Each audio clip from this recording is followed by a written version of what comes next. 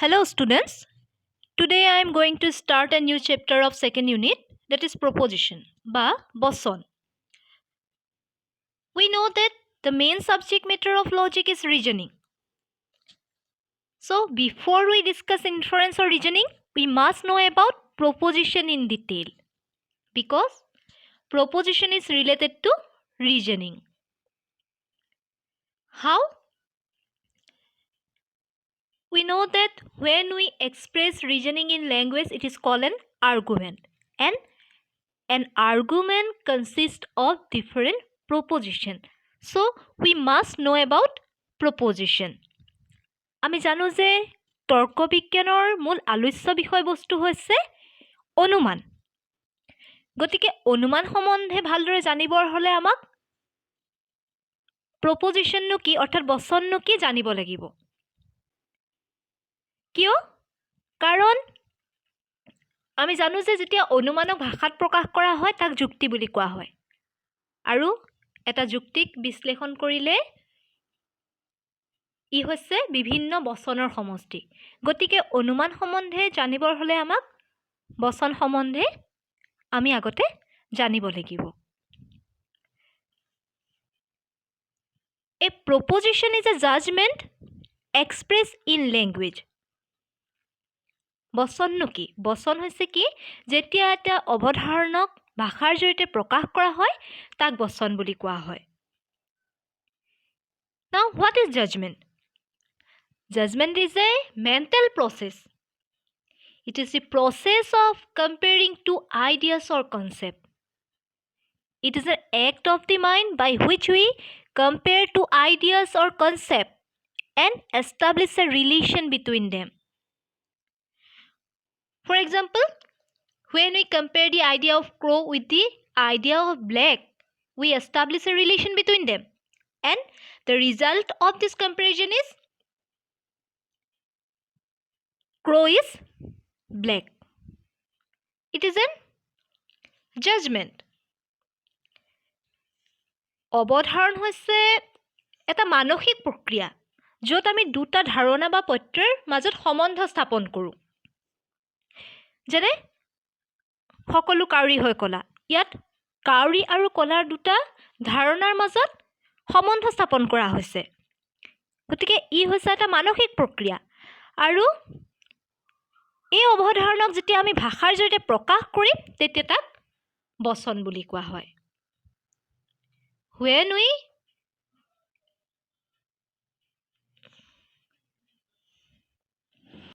express a judgment in language, it is called a proposition. A proposition is a judgment expressed in language. আৰু অৱধাৰণক যেতিয়া আমি ভাষাৰ জৰিয়তে প্ৰকাশ কৰিম তেতিয়া তাক বচন বুলি কোৱা হয়। আৰু অৱধাৰণ হৈছে এটা মানসিক প্ৰক্ৰিয়া য'ত দুটা ধাৰণা বা পত্যৰ মাজত সম্বন্ধ স্থাপন কৰা হয়। বচনৰ সংজ্ঞা আন এক ধৰণেও দিব পৰা যায়। From the traditional point of view, a proposition is the statement of a certain relation between two terms. We know that a proposition consists of three parts: subject, predicate, and copula. And among these three parts, there are two terms and other is the sign of relation between them. আমি আগৰ চেপ্টাৰটোত পাইছিলোঁ যে প্ৰপজিশ্যনৰ তিনিটা parts আছে: subject, predicate and কপুলা। আৰু তাৰ ভিতৰত subject আৰু প্ৰেডিকেটটো হৈছে টাৰ্ম, কিন্তু কপুলাটো টাৰ্ম নহয়। So' a proposition is the statement of a certain relation between two terms and this two terms are subject and predicate. বচন হ'ল দুটা পদৰ মাজৰ এক সম্বন্ধৰ উক্তি। বচনত সাধাৰণতে তিনিটা অংশ থাকে: উদ্দেশ্য, বিধেয় আৰু সংযোজক। আৰু এটা বচনত মাত্ৰ দুটা পদ থাকে: উদ্দেশ্য আৰু বিধেয়। আৰু বচন হৈছে সেই উদ্দেশ্য আৰু বিধেয়ৰ মাজৰ এক সম্বন্ধৰ উক্তি। Now we'll discuss about the structure of proposition. বচনৰ গঠন সম্বন্ধে আলোচনা কৰোঁ। বচনৰ গঠননো কেনেকুৱা ধৰণৰ? As we discussed that proposition consists of three parts, two terms, and the sign of relation between them. Of the two terms, one is called the subject and the other is called the predicate. And the sign of relation between these two terms is called the copula. The subject and the predicate are called terms because to be a term, the word must be used as subject or predicate in a logical proposition. We know that a term is a word or a group of words which is used as a subject or predicate of a logical proposition. So, subject and predicate are called the terms, but the copula is not a term because copula cannot be used either as subject or predicate in a logical proposition. It is the sign of relation between the two terms only. বচনৰ সাধাৰণতে তিনিটা অংশ আছে, উদ্দেশ্য, বিধেয় আৰু সংযোজক। এই তিনিটা অংশৰ উদ্দেশ্য আৰু বিধেয়ক পদ বুলি কোৱা হয়, কাৰণ পদ হ'বলৈ হ'লে কোনোবা এটা বচনৰ উদ্দেশ্য নাইবা বিধেয় হিচাপে সি ব্যৱহাৰ হ'ব লাগিব। আমি জানো যে যি শব্দ বা শব্দ সমষ্টি কোনো বচনৰ উদ্দেশ্য নাইবা বিধেয়ৰ ৰূপে ব্যৱহৃত হয় আন কোনো শব্দৰ সহায় নোলোৱাকৈ, তেনে শব্দ বা শব্দ সমষ্টিক পদ বুলি কোৱা হয়। গতিকে উদ্দেশ্য আৰু বিধেয় হৈছে পদ, কিন্তু সংযোজকটো পদ নহয়, কিয়নো সংযোজকক কেতিয়াও আমি উদ্দেশ্য নাইবা বিধেয়ৰ ৰূপে ব্যৱহাৰ কৰিব নোৱাৰোঁ। ই হৈছে দুটা পদৰ মাজৰ সম্বন্ধসূচক এটা চিন বা শব্দ। গতিকে বচন এটা গঠন কৰিবলৈ হ'লে তিনিটা অংশৰে প্ৰয়োজন। এতিয়া what is subject? The subject of a logical proposition is the term about which something is stated. In other words, the term about which something is affirmed or denied is called a subject. বচনৰ যি অংশটোৱে কাৰোবাৰ বিষয়ে কোৱাৰ কথা নিৰ্দেশ কৰে তাক উদ্দেশ্য বোলে। বচনত যি পদ সম্পৰ্কে স্বীকাৰ বা অস্বীকাৰ কৰা হয় তাকে উদ্দেশ্য বুলি কয়। ধৰা গাখীৰ হয় বগা, ইয়াৰ উদ্দেশ্য হৈছে গাখীৰ, কাৰণ গাখীৰৰ বিষয়েহে আমি কিবা এটা কৈছোঁ যে বগা হয় বা কিবা, গতিকে যাৰ বিষয়ে কিবা কোৱা হয় সেয়াই হৈছে উদ্দেশ্য। Again, the predicate of a logical proposition is the term which is stated about the subject. এই subjectৰ বিষয়ে আমি যি ক'ম সেইটোৱে হৈছে predicate. বচনৰ যি অংশটোৱে উদ্দেশ্য সম্বন্ধে নিৰ্দেশ কৰে তাক বিধেয় বোলে। উদ্দেশ্য সম্পৰ্কে যি কোৱা হয়, স্বীকাৰ বা অস্বীকাৰ কৰা হয় সেয়াই হৈছে বিধেয়। And the word which joins these two terms is called a copula. Copula is the sign of relation or a connecting word between the subject and the predicate. It is the sign of affirmation or denial. সংযোজক হৈছে উদ্দেশ্য আৰু বিধেয়ৰ মাজত সম্বন্ধ স্থাপন কৰা এক চিন। ই দুটা পদৰ মাজত সম্বন্ধ স্থাপন কৰে আৰু এই সংযোজকটো সদৰ্থকো হ'ব পাৰে বা নৰ্থকো হ'ব পাৰে। এতিয়া যদি কোৱা হয় যে কিছুমান মানুহ হয় জ্ঞানী, some men are honest, here the copula is affirmative. ইয়াৰ সংযোজকটো হৈছে সদৰ্থক, কাৰণ ই উদ্দেশ্য আৰু বিধেয়ৰ মাজত এটা সম্বন্ধ সদৰ্থক সম্পৰ্ক স্থাপন কৰিছে। আকৌ কিছুমান মানুহ নহয় জ্ঞানী, some men are not honest, here the copula is negative because it establishes a negative relation between the subject and predicate. ইয়াত উদ্দেশ্য আৰু বিধেয়ৰ মাজত এটা নৰ্থক সম্বন্ধ বা সম্পৰ্ক স্থাপন কৰিছে সংযোজকটোৱে গতিকে ইয়াৰ সংযোজকটো হৈছে নৰ্থক গতিকে কপুলাটো এফাৰ্মেটিভ হ'ব পাৰে নেগেটিভো হ'ব পাৰে সংযোজকটো সদৰ্থকো হ'ব পাৰে নৰ্থকো হ'ব পাৰে so there are three parts of a proposition subject predicate and copula and a proposition has two terms subject and predicate but copula is not a term eta example loisu ram is mortal ram hoy moronhil here ram is the subject ram to hoise uddesho aru is বা হয় হেয়া হৈছে কপুলা বা সংযোজক আৰু mortal বা মৰণশীলটো হৈছে predicate বিধেয় কাৰণ ই হয়টো হৈছে বা ইজটো হৈছে কপুলা কাৰণ ই সাবজেক্ট আৰু প্ৰেডিকেটৰ মাজত এটা ৰিলেশ্যন এষ্টাব্লিছ কৰিছে উদ্দেশ্য আৰু বিধেয়ৰ মাজত এটা সম্বন্ধ স্থাপন কৰিছে গতিকে হয়টো হৈছে সংযোজক গতিকে সংযোজকৰ ভূমিকাটো খুব গুৰুত্বপূৰ্ণ হয় আৰু সংযোজকে এই দুইটা পদৰ মাজত সম্বন্ধ স্থাপন কৰে গতিকে ইয়াৰ ভূমিকা অতি গুৰুত্বপূৰ্ণ the role of copula in a logical proposition is very important so' now we discuss about the nature of copula সংযোজকৰ প্ৰকৃতি বা স্বৰূপ সম্বন্ধে এতিয়া আলোচনা কৰোঁ আমি জানো যে বচনৰ উদ্দেশ্য আৰু বিধেয় পদ দুটাৰ মাজত সম্বন্ধ স্থাপন কৰা শব্দটোৱে হৈছে সংযোজক আৰু এই সংযোজকৰ প্ৰকৃতিসমূহ হৈছে Number 1, copula is not a term. It is a sign of relation between two terms.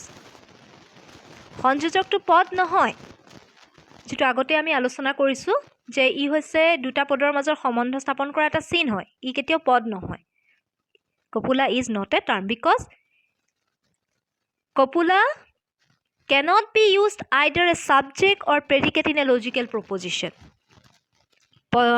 সংযোজকক কেতিয়াও আমি বচনৰ উদ্দেশ্য নাই বা বিধেয় ৰূপে ব্যৱহাৰ কৰিব নোৱাৰো গতিকে সংযোজকটো কেতিয়াও পদ নহয় next only the verb to be can be used as copula and the copula should always be in the present tense সংযোজক সদায় ভূ ধাতুৰহে হ'ব লাগে আৰু ভূ ধাতুৰ নিত্য বৰ্তমান কালৰ ৰূপতহে সংযোজক হিচাপে ব্যৱহাৰ হ'ব পাৰে The verb to be has three forms in three different tenses. In past tense, was, were. In the present tense, am, is, are. And in the future tense, shall be, will be. So, the copula should always be in present tense of the verb to be. Because though a proposition may be in past tense or in future tense, we must express in present tense. অৰ্থাৎ আমি জানো যে ভূ ধাতুৰ সংযোজকটো সদায় ভূ ধাতুৰ ৰূপতহে প্ৰকাশ কৰিব পাৰে কিন্তু ভূ ধাতুৰ যেহেতু বিভিন্ন ৰূপ আছে বৰ্তমান কালৰ অতীত কালৰ ভৱিষ্যৎ কালৰ তিনিটা কালৰ ভূ ধাতুৰ ৰূপ বেলেগ বেলেগ বৰ্তমান কালত হয় হওঁ হোৱা হয় অতীত কালত হয় হৈছিলো হৈছিলা ভৱিষ্যৎ কালত হ'ম হবা হ'ব কিন্তু সংযোজক বৰ্তমান কালৰ হোৱা উচিত কাৰণ বচন এটাত অতীত কালতে থাকক লাগে বা বৰ্তমান কালতে থাকক বা ভৱিষ্যৎ কালতে থাকক যেতিয়া আমি বচন তৰ্কশাস্ত্ৰ সন্মত বচনলৈ ৰূপান্তৰ কৰিম তেতিয়া বচনটো সদায় আমি বৰ্তমান কালৰ ৰূপতহে প্ৰকাশ কৰিব লাগে উদাহৰণস্বৰূপে ধৰা শ্ৰীকৃষ্ণ বসুদেৱৰ পুত্ৰ আছিল এটো আছে অতীত কালত to past tense হয় Lord Krishna was a son of Vasudeva when expressed in logical form would be Lord Krishna one who was the son of Vasudeva যেতিয়া আমি এই বচনটোক তৰ্ক বিজ্ঞান সন্মত ৰূপত প্ৰকাশ কৰিম তেতিয়া এনেকুৱা হ'ব যে শ্ৰীকৃষ্ণ হয় এনে যি বসুদেৱৰ পুত্ৰ আছিল শ্ৰীকৃষ্ণ হয়টো হৈছে কি বৰ্তমান কালৰ ভূ ধাতুৰ ৰূপ গতিকে তৰ্কশাস্ত্ৰ সন্মত যেতিয়া আমি ৰূপত প্ৰকাশ কৰিম তেতিয়া আমি সদায় সংযোজকটো ভূ ধাতুৰ বৰ্তমান কালতহে ৰূপতহে প্ৰকাশ কৰিম গতিকে সংযোজক সদায় ভূ ধাতুৰ বৰ্তমান কালৰ ৰূপতহে ব্যৱহাৰ হ'ব পাৰে next the copula may be either affirmative or negative Only copula can justify a proposition whether it is affirmative or negative. If the copula is affirmative, the proposition will be affirmative. And if the copula is negative, the proposition will be negative. আমি আগতেই কৈছোঁ যে সংযোজক সদৰ্থকো হ'ব পাৰে নৰ্থকো হ'ব পাৰে আৰু সংযোজকৰ যিটো প্ৰকৃতি তাৰ ওপৰতে বচনটো সদৰ্থক নে নৰ্থক তাক নিৰ্ণয় কৰা হয় যদি সংযোজক সদৰ্থক হয় তেন্তে বচনটো সদৰ্থক হ'ব যদি সংযোজক নৰ্থক হয় তেন্তে বচনটো নৰ্থক হ'ব এটো যদি কওঁ যে গাখীৰ হয় বগা ইয়াৰ সংযোজকটো হৈছে সদৰ্থক গতিকে বচনটো সদৰ্থক আকৌ যদি কওঁ যে কিছুমান মানুহ নহয় জ্ঞানী ইয়াৰ সংযোজকটো নৰ্থক গতিকে বচনটো নৰ্থক গতিকে সংযোজকে বচনটো সদৰ্থক নে নৰ্থক হেয়া নিৰ্ণয় কৰে আৰু সংযোজক সদৰ্থকো হ'ব পাৰে নৰ্থকো হ'ব পাৰে it may be either affirmative or negative next the copula should be shown clearly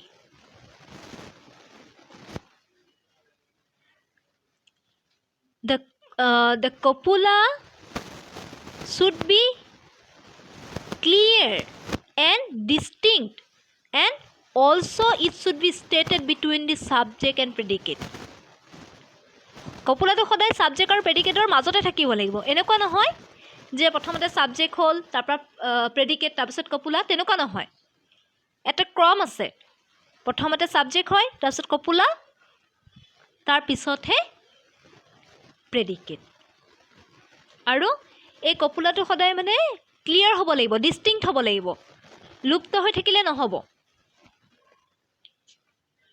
সংযোজকটো সদায় স্পষ্টভাৱে আৰু ক্ৰম অনুযায়ী প্ৰকাশিত হ'ব লাগিব সংযোজকটো উজ্জ্বল হৈ থাকিলে নহ'ব আৰু এটা ক্ৰমত থাকিব লাগিব প্ৰথমতে উদ্দেশ্য তাৰপিছত সংযোজক তাৰপিছত বিধেয় অৰ্থাৎ এই দুটা পদৰ মাজতহে থাকিব লাগিব ই এনেকুৱা হ'ব নোৱাৰে যে প্ৰথমতে উদ্দেশ্য হ'ল তাৰপৰা বিধেয় হ'ল তাৰপিছত সংযোজক হ'ল তেনেকুৱা হ'ব নোৱাৰে আৰু ই উজ্জ্বল হৈ থাকিলে নহ'ব তে ধৰা কিছুমান বচন আছে য'ত সংযোজকটো উজ্জ্বল হৈ থাকে পৃথিৱীখন ঘূৰণীয়া তাত সংযোজকটো উজ্জ্বল হৈ আছে কিন্তু তৰ্ক বিজ্ঞানসন্মত যদি আমি ৰূপত সজাবলৈ যাওঁ তেনেহ'লে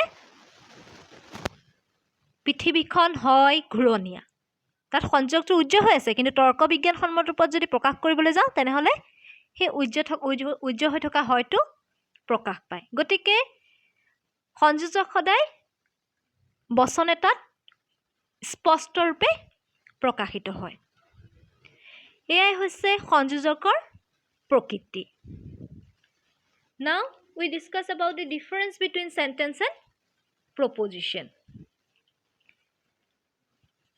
এতিয়া আমি বাক্য আৰু বচনৰ পাৰ্থক্য সম্বন্ধে আলোচনা কৰিম এনেকুৱা হয় যে বচন সম্বন্ধে যেতিয়া আলোচনা কৰিছিলোঁ তেতিয়া ব্যাকৰণত যে আমি বাক্য পাওঁ সেই বাক্যৰ সৈতে একেই হয় নে নহয় বা বাক্য আৰু বচন একেই হয় নে নহয় সেই সম্বন্ধে আমি জানিব লাগিব Though a proposition in logic corresponds to a sentence in grammar, yet a logical proposition is not the same as a grammatical sentence. তৰ্ক বিজ্ঞানৰ যি বচন ব্যাকৰণৰ বাক্যৰ দৰে একে যেন লাগিলেও কিন্তু ব্যাকৰণৰ যি বাক্য তাৰ সৈতে বচনৰ বহুখিনি পাৰ্থক্য আছে কেনেকুৱা ধৰণৰ পাৰ্থক্য A sentence is a word or a group of words conveying some meaning. এক বা একাধিক শব্দ লগ লাগি কোনো অৰ্থ প্ৰকাশ কৰিলে তাক বাক্য বুলি কোৱা হয়।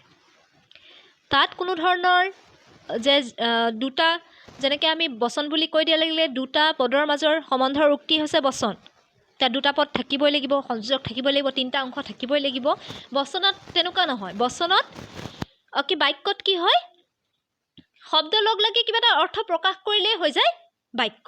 কিন্তু বচনৰ ক্ষেত্ৰত সি দুটা পদৰ মাজৰ সম্বন্ধ প্ৰকাশ কৰিব লাগিব আৰু তিনিটা অংশই থাকিব লাগিব। গতিকে বাক্য আৰু বচনৰ মাজত বহুখিনি পাৰ্থক্য আছে। কেনেকুৱা ধৰণৰ পাৰ্থক্য? প্ৰথমটো, a proposition has three parts: subject, predicate and copula.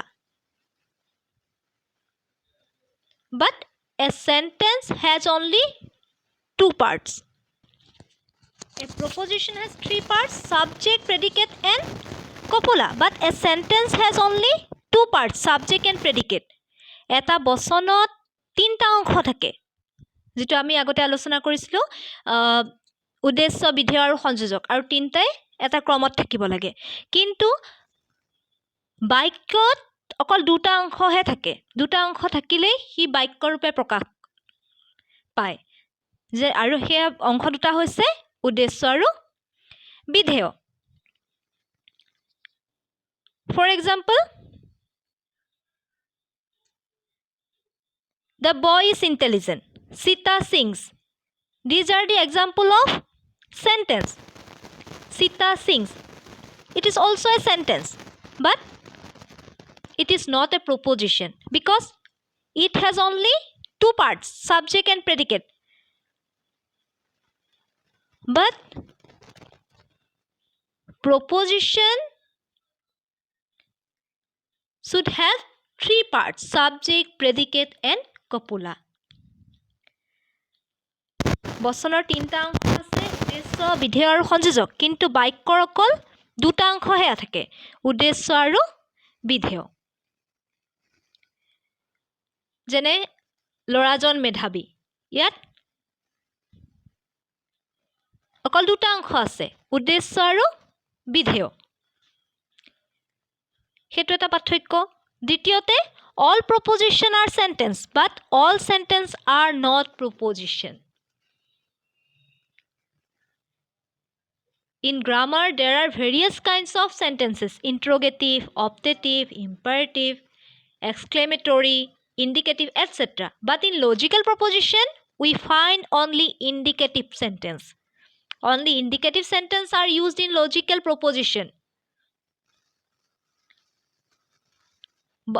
ব্যাকৰণত আমি বাক্য কেইবা প্ৰকাৰো পাওঁ: বৰ্ণনামূলক, ভাৱবোধক, ইচ্ছাবোধক, আদেশসূচক, প্ৰশ্নবোধক, বিভিন্ন ধৰণৰ হ'ব পাৰে। কিন্তু বচনত অকল বৰ্ণনামূলক বাক্যহে ব্যৱহাৰ হয়। অন্য ধৰণৰ যিবিলাক বাক্য আছে, বৰ্ণনামূলক হওক, ভাৱবোধক হওক, সেইবিলাক বাক্য আমি বচন হ'ব নোৱাৰে। গতিকে সকলোবিলাক বচনেই বাক্য হ'ব পাৰে, কিন্তু সকলোবোৰ বাক্যই বচন হ'ব নোৱাৰে। Next, a proposition is either true or false.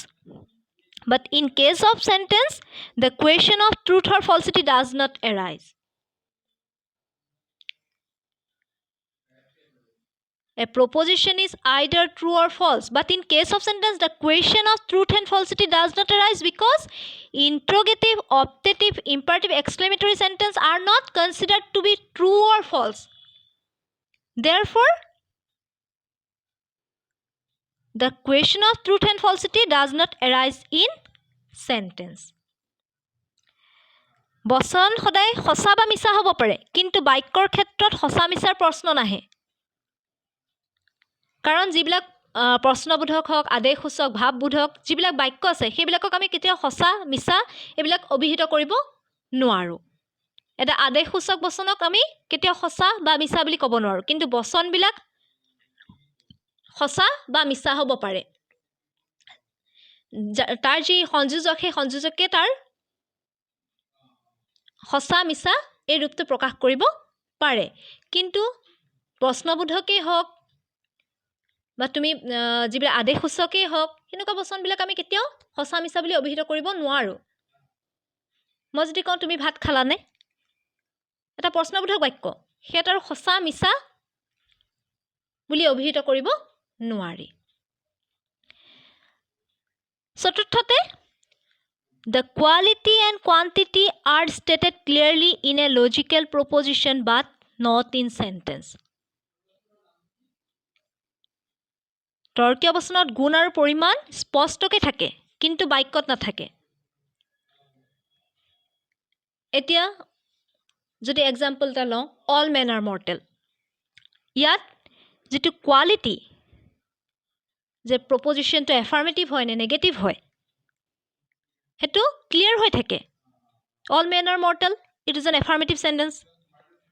কোৱান্টিটিটো কেনেকৈ থাকে, যিটো আগত আছে অল, সেইটোতো কোৱান্টিটিটো এক্সপ্ৰেছ কৰিছে।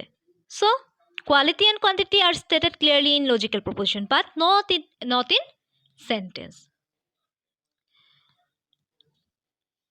তৰ্কীয় বচন তাত গুণ আৰু পৰিমাণটো স্পষ্টকৈ থাকে। যেতিয়া কওঁ আমি সকলো মানুহ হয় মৰণশীল, সেইটো এটা সদৰ্থক বচন বুলি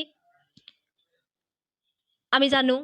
ঠিক তেনেদৰে সকলোটোৱে তাৰ পৰিমাণটো নিৰ্দেশ কৰিছে, যে সকলো মানুহক বিষয়ে মৰণশীলতাক স্বীকাৰ বা অস্বীকাৰ কৰিছে। গতিকে তেনেকুৱা ধৰণৰ বচনত গুণ আৰু পৰিমাণটো স্পষ্টভাৱে উল্লেখ থাকে, কিন্তু বাক্যত গুণ আৰু পৰিমাণটো স্পষ্টকৈ নাথাকে।